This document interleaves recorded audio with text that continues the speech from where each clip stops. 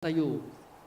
Ipakaamuna kada tayo nga manipod pala idi punganay na parabor ti Apo tayon. Na parabor ti Diyos tayon katsat. Akas na isurat ijay Genesis kapitulo 6 versikulo 8. Una nakit ngem ni Noe nasarakan na ti parabor kadagiti mata ni Jehova. Kadagiti mata ti Diyos. Da kayo nga aday di Biyernes malagip yung dahito iti mensahe ni Emma.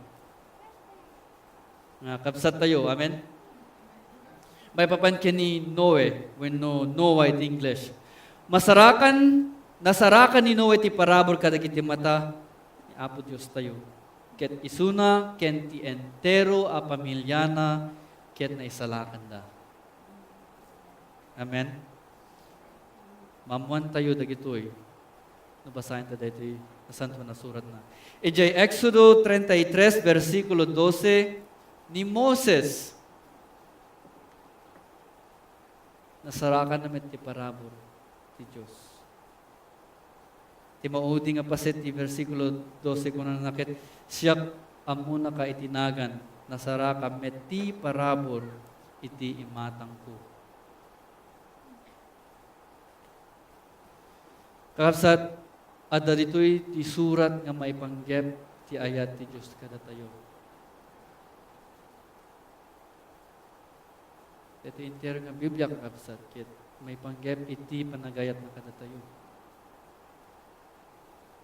Laglagipin tayo nga ti parabor ken asi ti Diyos, kit isuda ti mangipaneknek nga managayat ti Diyos.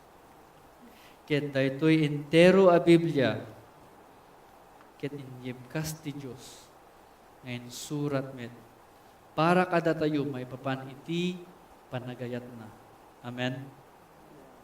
Datayo nga naisalakan, masapol nga amwen tayo, no kasano ti panagayat na kada tayo, no mabalin ket amwen tayo akas insuro ni San Pablo, akas kunana nga naisurat iti taga Roma, Kapitulo 8, 38, ken pagingan 39, kunana ket, awan duwa-duwak, nga awan ti makaisina kada tayo ti ayat na.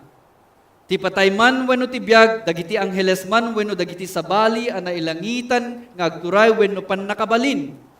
Taagdama man wenno masakbayan, ti kangatuan alawang wenno ti kaunigan ti daga, awan apulos. Iti sangaparsuaan, ti makaisina kada tayo, ti ayat ti Diyos. Ako kwa tayo gapu ken ni Kristo Jesus nga Apo tayo. Awan ti makaisina kakabsat. Ket maamuan tayo daytoy nga kinapudno, mabasahin tayo daytoy nga nasantuan nga surat na kakabsat. No anyaman amasapul tayo nga agbyag iti agnanayon, ada dito'y nga naisuraten.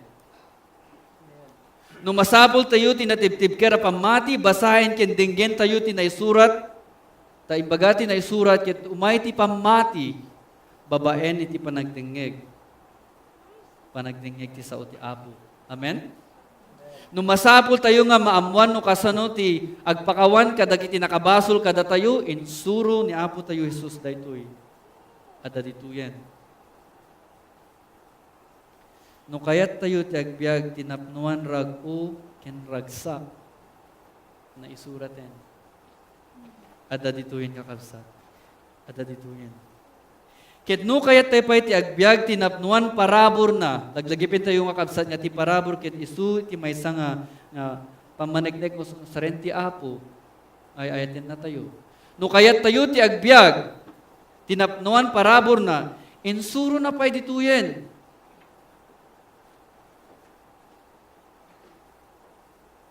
Kunana jay Santiago Kapitulo 4 versikulo 6. Nga masapul tayo ti agbyag nga napakumbaba. Dati ti kunana, ngem nabilbileg pay ti iparabor ti Diyos, kas na ilanad iti nasantuan asurat, Busuren ti Diyos dagiti napasindayag, ngem ited na ti adu a parabor kadagiti napakumbaba. Adupay a parabor kadagiti napakumbaba.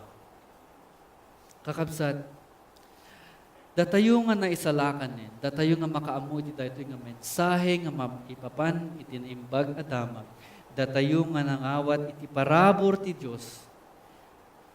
Nagbalin tayo met nga ahente ti parabor na. Datayo iti maibaon nga mga saba. Tana ituding idin daytoy nga aramiden tayo. Akasim palagip ni San Pedro o ni San Pablo kada tayo nga masarakan iti taga-Efeso 2 versikulo 10. Nga kunanakit datayo ti arami ti Dios ket iti panakikaykay sa tayo ken Jesus pinarswana tayo nga agaramid iti naimbag bayad ti panagbiag tayo nga intuding na idi. Ti ket nangasawin kakabsat ket addan ti plano ti Dios nga naimbag nga aramiden tayo sakbay nga inawat tayo daytoy nga parabor na. Addan.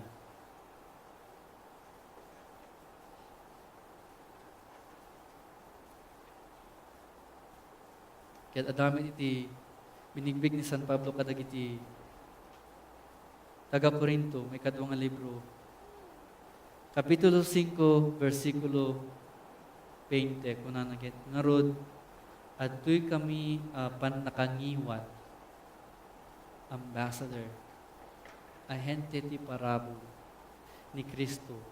Kasla ti Diyos a mismo ti agdawat kada kayo, itinagan ni Kristo, yunay unay ni ang makikapya kayo iti Diyos. Kakabsat dahito iti datayo nga ahente ti parabor kit isu dayta ti trabaho tayo nga intuding nan iti nga ipakaammo tayo dati nga parabor na kadagiti hampay nga mamati kadagiti kliyente. Amen. Thank you, Jesus. Kakabsat dahito pa iti palagip ni Pastor Miguel iti naudi nga serbisyo tayo nga masarakan iti taga Roma kapitulo 10. Dati ti kunana kunati na santuan na surat dinto maibabain ti siya sino man amamati ken kuana. Hanto nga maibabain ti siya sino man amamati ken ni Apo tayo Jesucristo. Amen.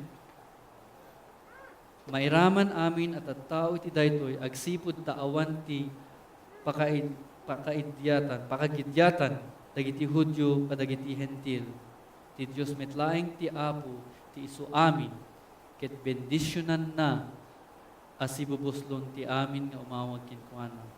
Iti sabaling nga translation ti kunana ket taawan ti pagdumaan ti Hudyo ken Griego, Hudyo ken Hentil, tamay samet ti Apo dagiti isu amin. Ket naparabor kadagiti isu amin nga umawag ken kuana. Ta siya sino man nga umawag tu itinagan ti Apo Jesus, maisalakan tu. Sa intuloy ni Pastor nga, baga, ngem kasano nga agpatulong da, no di da mamati ken kuana. Kasano ang mamati da, no di da mangeg ti mensahe. Kasano ang mangeg da, no di da maipakaammo ti mensahe. Kasano ang maiwaragawag ti mensahe, no saan ang maibaon dagiti mga saba. Kas natin na santuan na surat, nagsaya at ket din tiya ay dagiti mangyeg iti naimbag at damag. In closing, sakbay ko nga isarding kapsat. Datayo nga naisalakanen babaen iti parabor ti Dios. Datayo met dagiti ahente ti parabor na. Kaya't nasawin kakapsat ahente tayo laeng. Hanya datayo ti paggapuan ti parabor. Amen? Ngem datayo ti makaammo ti paggapuan na. Amen? Damagik man kada kayong adda ti lisensyana. Ammuyo kadi tinagan ti ahente ti insurance yo. Sino ti makaamu kada kayo tinagan nga Chad Santiago? State Farm, yes. Isuna ti ahente ti State Farm Insurance.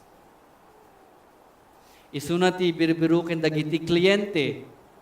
When isuna pa iti agbirbiro kadakwada. Ngem haan nga agapuken kuana ti insurance. Amen? Ngem ammo ni Chad no kasano timang cover kadagiti kasapulan da. Ket kas ahente trabaho na ti mangtulong kadagiti kliyente na. Kasta tayumet nga ahente ti parabor kakabsat. Haan nga datayo ti paggapuan ti parabor ngem datayo ammo tayo ti paggapuan na. Ammo tayo nga gaputi kasalaunay nga panagayat ti Dios kada tayo ket managparabor isuna, manangaasi isuna. Amen?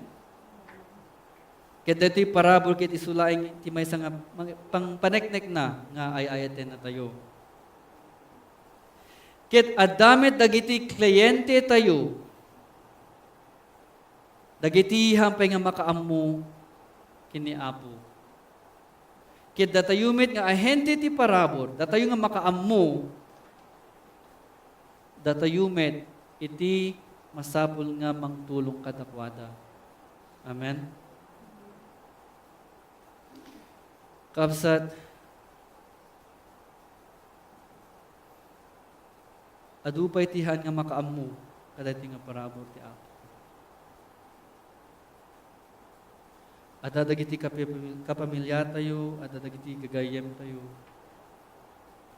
ada dagiti karuba tayo. Ahanda pa nga naawat, dato'y aparabor ti Diyos. Ket datayo nga adda ita nga rabii, ada ti dakkel nga responsibilidad tayo nga mangipakaammo kadakwada. No kasano ti agbyag ti nailangitan apan nagbiag. Naisurat ito'y Biblia. Tapno matungpal tayo dagiti pagayatan ti Apo. Amen? Ket no matungpal tayo dagiti pagayatan na datayumet ti umuna nga maka-eksperyensya ti bendisyon ken parabor na. Datayumit lang ka kabsat. Datayumit lang nga mismo ti makaammo ti panagayat na. Datayo nga nagawat kadati nga parabor na. Ket datayumit nga nagawat na laklaka tayon tumed nga iguray dagitoy ti ammo tayo. Tammo tayo ken asidig tayo kini Apo Dios tayo. Amen. Kakabsat ko nga naisalakanin datayo ti ahente ti parabor. Datayo. Gaputahan tayo nga ammon no anya ti mapasamak no bigat. Masapol tayo nga sisagana nga mangiburay dati aparabor. Pakaisalakanan dagiti ampay ana isalakan. Amen. Gaputahan tayo nga ammon no anya ti mapasamak no madamdama, masapol tayo nga sisagana nga mangiburay dati aparabor. Pakaisalakanan dagiti isu amin nga ipasangbay ti Dios. Kada tayo nga hanpay nga mamat, nga makaammo ti panagayat na. Amen.